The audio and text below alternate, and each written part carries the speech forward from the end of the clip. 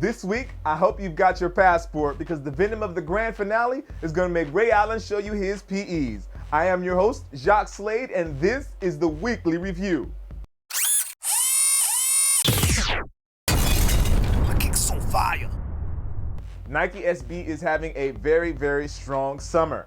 The latest offering from the brand is the Nike SB Passport Pack. The Passport Pack is inspired by the passports from the US and the UK.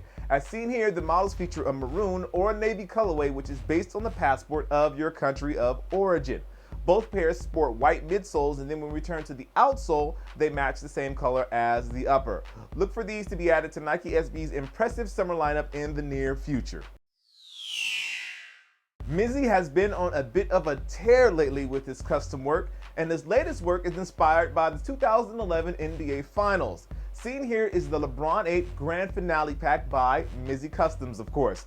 The pack includes two pair of LeBron 8 sneakers, one that matches the home way of the Miami Heat, and the other that matches the away colors of the Dallas Mavericks. But enough of me talking about it. Let's check out this clip of Mizzee giving us a brief overview of his Grand Finale Pack.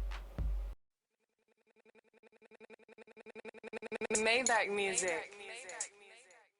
What's going on, ladies and gentlemen? It's your boy Miz, addictedtothehigh.com, here with two pair of LeBron 8s that appropriately called the Grand Finale Pack right here. All right, made them to coincide with the two teams in the finals, the NBA Finals. So you have your Dallas Mavericks being represented in a away colorway, your Miami Heat being represented in a home colorway, which is very fitting since Dallas beat them in my. Shout out to Mizzee for his always amazing work, and you can actually find out more information about Mizzee Customs at addictedtothehigh.com. October is usually known for its Halloween-related releases. However, this year, Jordan Brand has a little something else up their sleeve. Seen here is the Air Jordan 14 in a light graphite colorway that is scheduled to drop this October. Now, it may not be the last shot colorway that everyone is talking about and that is rumored to drop at the end of this year also. However, the light graphite colorway definitely holds its own. So look for these to drop in October and to be priced at $160. Let's move on to number 2. Ray Allen is the greatest NBA three-point shooter of all time. He proved that this year when he hit his 2,560th three-point shot. Now, many of us have wanted to get our hands on the Air Jordan 13s that Ray Allen wore during the game, and it looks like Jordan Brand is going to oblige us. The Air Jordan 13 Ray Allen PE is scheduled to launch and hit retail locations on July 16th. However, there is a bit of a caveat.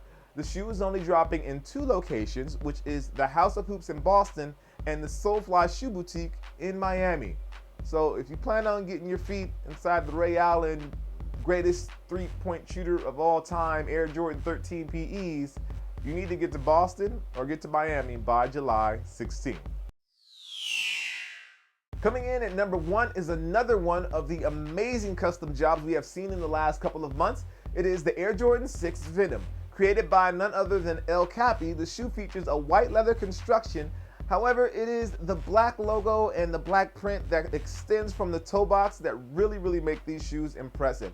To be honest, this is probably one of the best customs I've seen in a very long time. Shout out to El Capi for putting in the work because these are really dope. Now, there's lots of information about these available, so make sure you click the link down below to find out more about the Air Jordan 6 Custom Venom by El Capi.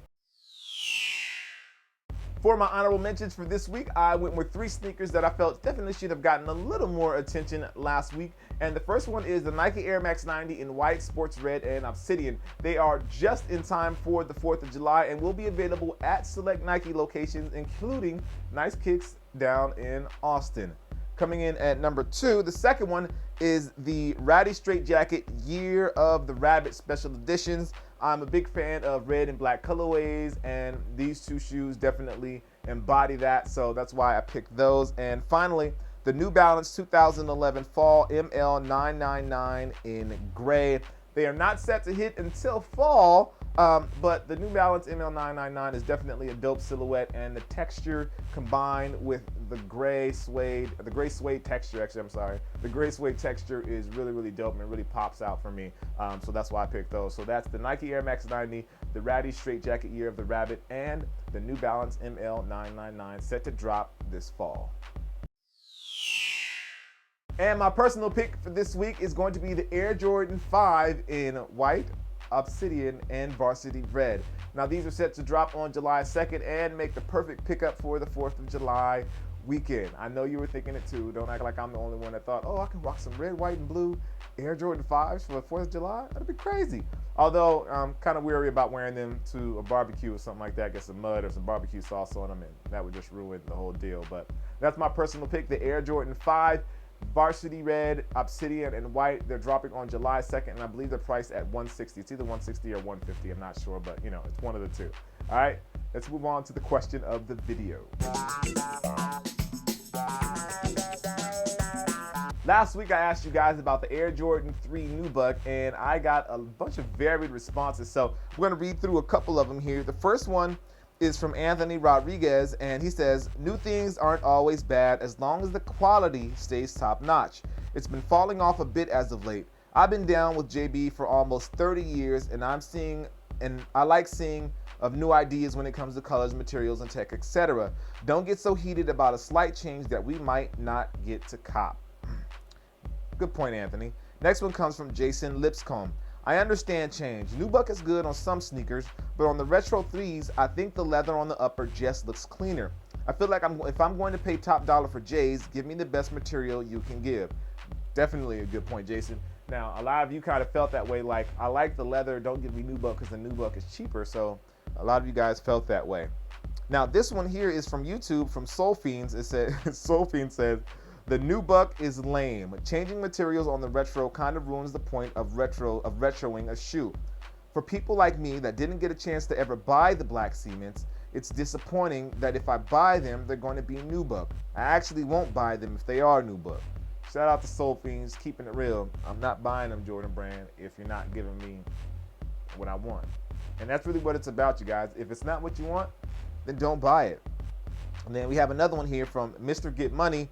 Nubuck on the Jordan 3s. Aesthetically, it doesn't work, but for the heads that actually wear the shoe, it may hold its shape longer than the leather ones. Now that's a good point for you Jordan heads out there that complain about the quality and that you get creases and things like that. The Nubuck may just save you a little bit. It may help you, you know, if you actually wear your shoes. A lot of collectors don't wear their shoes, but for those that wear those shoes, the Nubuck may be a welcome change. And finally, I have one from Stretch Boogs.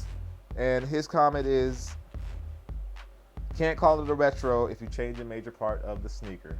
So it'd be like the new Air Jordan 3, kind of like the new Coke or something like that. I don't know.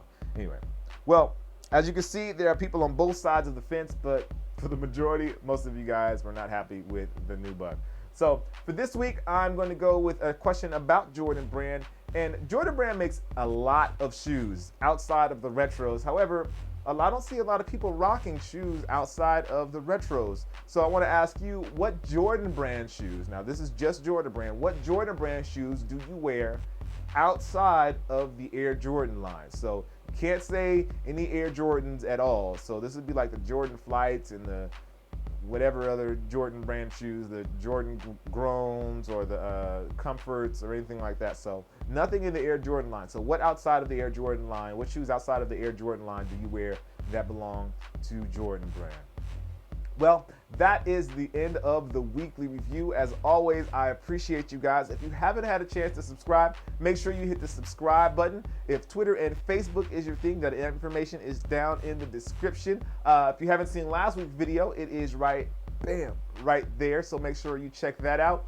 Also, down over there in the corner, there is a playlist button. It'll take you through all of the weekly review shows. If you haven't seen them, or if you want to catch up one, or if you missed one, all of them are in that playlist right there. You can just click it and it'll take you to a full playlist, and you can actually go through them and pick the one that you want to see. Well, I am your host, Jacques Slade. As always, we appreciate you, and I will see you next week.